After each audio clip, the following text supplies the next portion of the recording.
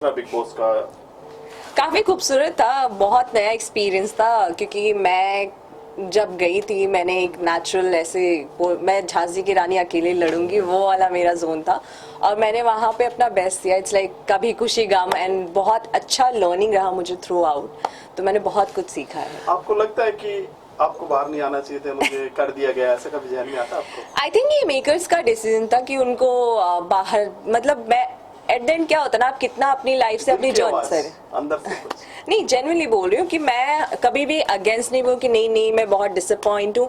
जब मैं नॉमिनेट हुई तो मैं कंप्लीटली मेंटली रेडी हो गई थी कि this will be the time to go out because मुझे पता था कि आप कितना टाइम रहते हो वो फर्क नहीं पड़ता, आप क्या सीखते हो ये ज़्यादा मैटर करता है। और आई थिंक वो लर्निंग्स मेरे आगे, क्योंकि कोई भी शो आपको आपकी मेहनत से ही आप आगे बढ़ सकते हो, इतना मुझे पता है। तो ये मेरा था कि आगे जाके मुझे चाहे मैं 3 हफ्ते 2 हफ्ते 4 हफ्ते 5 कभी भी बाहर आती, मेरा ये मोटो होता कि मैं अपना बेस्ट दूँ, मेहनत करूँ। और आई थिंक लोग मान्या के नाम से और जाने और मेरी शक्ल से पहचाने कि मान्या सिंह कौन है। लोग बिग बॉस से या तो बिल्कुल जीरो बनकर आते हैं, हीरो बनकर आते हैं, तो कुछ चीजें बनाने सीख जाते हैं। जिसने कभी कटोरी नहीं उठाई वो बर्तन धोना सीख जाते हैं, टॉयलेट बाथरूम तक साफ करना। तो आपने क्या सीखा अंदर से, खाना बनाना या कुछ चीजें? एक्चुअली मुझे लगता है मैंने सब किया हुआ था, तो मेरे लिए कोई डिफिकल्ट काम नहीं था बिकॉज मैं सिल्वर स्पून जो होता है ना फीडिंग कराते हैं वो वाली लड़की नहीं हूँ। मैंने सब कुछ किया हुआ है तो मेरे लिए बहुत आसान था। किचन देखना, बाथरूम देखना, घर देखना, मैं तो कभी कभी तुम सब छोड़ दो मैं खुद ही अकेले कर लूंगी, मुझे डर नहीं लगता। तो बिग बॉस से बाहर आने के बाद मैं अंदर भी एज ए हीरो ही थी और बाहर भी एज ए हीरो ही आई हूँ। ये सवाल रोहित जी से पूछे तो मैं तो देखो, मैं तो अभी तक बिग बॉस का खा रहा हूँ, सब मेरे को पहचानते हैं अभी तक, क्योंकि मैं सीजन 3 में था बिग बॉस में। मैं एक बात सबसे बोलना चाहूंगा, बहुत से लोग सोचते हैं बिग बॉस स्क्रिप्टेड शो है। इट्स नॉट स्क्रिप्टेड, सब कुछ रियल है। वहां की एडिटिंग टीम जो बाहर बैठी है वो जीनियस बैठे हुए हैं, तो वो जिस तरह से एपिसोड बनाते हैं, ओके, सबका कैरेक्टर आता है। कुछ लोग एग्रेसिव होते हैं, ये शो इतना कोई इंसान बुरा नहीं होता है, आपको सरकमस्टेंसेस और हालात बुरे बना देते हैं, यू नो, तो आपका गुस्सा होता है। Big boss all about your true self. अब आप अपने आप को वहां पे आप फेक नहीं रख सकते, आपकी असलियत सामने आ जाएगी, क्योंकि 24 आवर्स कैमरा में आपको वॉच कर रहे हैं, इतने सारे कैमराज हैं, वहां पे कोई म्यूजिक नहीं है, कोई पेन नहीं है, घड़ी नहीं है, पेपर नहीं है। आप सोचिए, आप 24 घंटे एक दूसरे का मुंह देख रहे हैं। और जो मैं भी माने से डिस्कस कर रहा था, बिग बॉस में जितनी प्रॉब्लम होती है किचन और बाथरूम से ही स्टार्ट होती है, अगर आप देखा जाए खत्म भी वहीं होती है। हाँ, वहीं पे खत्म होती है। तो इट्स ये देखिए, आपके पेशेंस लेवल का शो होता है, ये आपकी ह्यूमैनिटी के आपके अस्तित्व को दर्शाता है ये शो।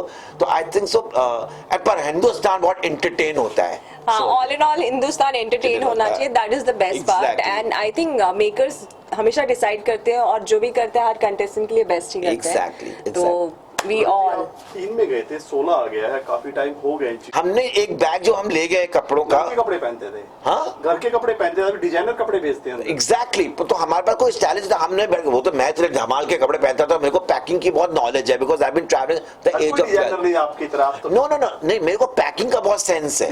तो जब मैं इतने बड़े बड़े जो पहनता था, लोग कहते हैं इसने पैक कैसे किया होगा। तो मेरा तो कि मैं ये ट्रेंड हुआ था तब, ये इंस्टाग्राम इतना स्ट्रॉन्ग, जब फेसबुक होता था तो वहां पे लोग कहते थे इसने पैकिंग कैसे करी होगी, क्योंकि यूट्यूब भी इतना नहीं था पहले। हाँ, इतना नहीं स्ट्रॉन्ग था। तो क्या कहते हैं कि तो मैंने पैकिंग में बहुत इंटेलिजेंट हूँ, तो मैंने जब पैकिंग करी तो मैंने बहुत दिमाग से किया था, और मेरे को आई हैव लर्न ड्रेपिंग, तो मैं एक कपड़े को 3 डिफरेंट स्टाइल से पहन सकता हूँ।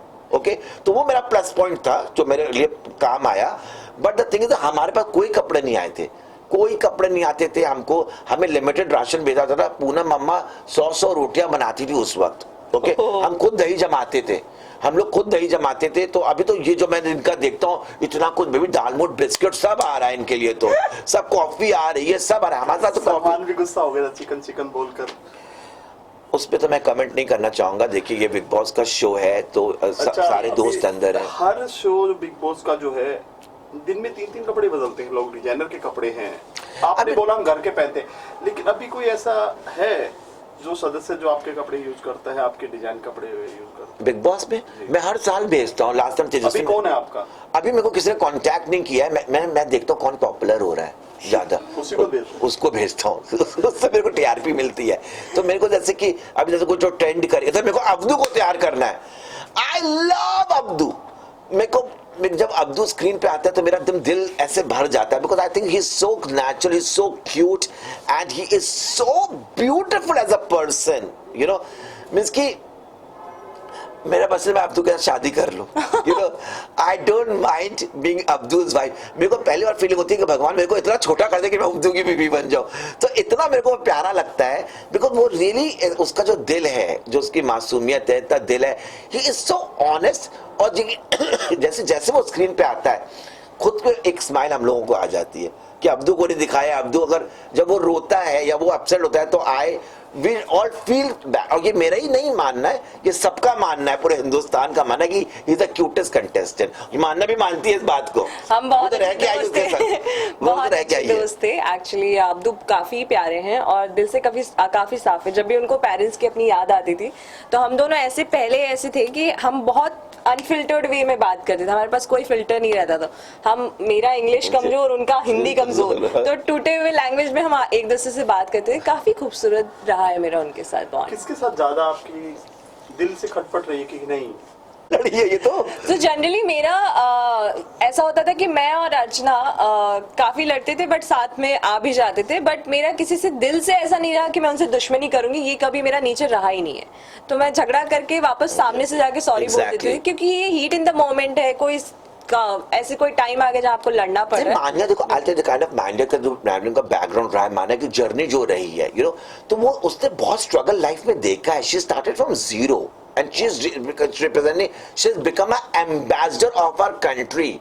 तो मान्या जैसी लड़कियां, तो मैं ये मानता हूँ कि शी इज अ एग्जाम्पल कि कोई भी क्या कहते हैं कि कोई भी चीज नामुमकिन नहीं है दुनिया में करना। Everything is possible in today's world.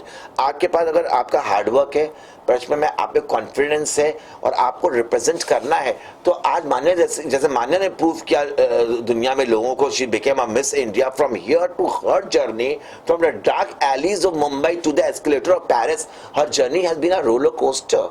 So hats off to her, she is example. आप तो मान्या की जर्नी के ऊपर किताब लिख सकते हो, तो बिकॉज शी इज बिकॉज मेरे को पता है कि कितना हमारी जो इंडस्ट्री में कितना लोग एक को लुक डाउन करते हैं कि यू नो डिस्क्रिमिनेशन है, you know, but I think एक कीचड़ के में ही कमल खिलता है। जो मान्या ने प्रूव किया है अपने आप को, बहुत अच्छे से उन्होंने कंडक्ट किया, इज्जत से गई बिग बॉस के अंदर, इज्जत से बाहर आई हैं और अच्छा काम भी कर रही हैं और अच्छी इंसान भी हैं। तो I think so she is an example. And I think आने वाले टाइम में 1000 मान्या बाहर आएंगी। विनर कौन होना चाहिए आपकी नजर में? आप दोनों सवाल। ये बहुत जल्दी है कि हम जज करें कि कौन विनर रहेगा, बट आई होप सारी हिंदुस्तान एक बार डिसाइड करेगी, तब हम भी बोले कि आई थिंक हम क्या सोचते हैं। तो हम अभी प्रिडिक्ट नहीं कर सकते, बट आई होप सब बहुत अच्छा it's too early to predict कौन फेवरेट है, कौन, अभी तो बिग गेम स्टार्ट भी नहीं हुआ। हाँ, अभी तो स्टार्ट होने वाला है। आपको क्या एक्सपोजर मिला कि जैसे बाहर निकलो, कोई ऑफर आई आपको भी? अभी वो सारी चीजें सरप्राइज होंगी, बिकॉज अगर आपको मैं बता दूंगी तो फिर वो एक्साइटमेंट खत्म हो जाएगी राइट नाउ, राइट? तो I hope for the best and I think आपको आने वाले टाइम में सब पता चल जाए। फोकस ऑन शो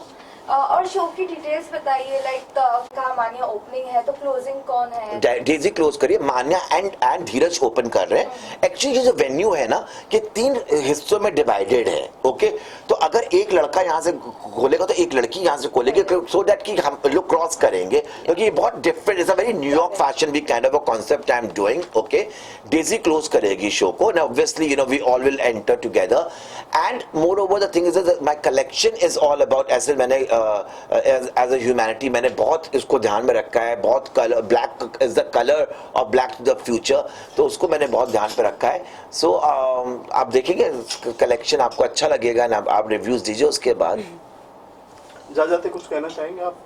मैं यही कि good luck and I will be very honoured कि मैं आपके लिए शो ओपन कर रही हूँ। It was kind of promise which I made it for my self in the same room, and finally वो मुझे मिल गया कि मैं आपके शो को अब दिखाऊं कि भाई मान्या पता है इस शो के मेरे लिए, आप बिलीव नहीं करोगे, ये शो मेरे दिल के इतने क्लोज है। मैंने इतनी मुश्किल से मैंने शो 30 डेज में कपड़े बनाए और मैंने जिन जिन को फोन किया सब ने मेरे लिए खड़े हो गए, चाहे वो भरतन डोरिस हो, चाहे वो वाबीज मेहता हो कोरियोग्राफर, चाहे वो पुकियो जो बैक स्टेज करती है, इन सब ने अपने हेक्टिक शेड्यूल खोला। Deepti, Kavita, Mridula, Seema, Shilpi, they all are standing. My friend Rehan is doing the styling of the show.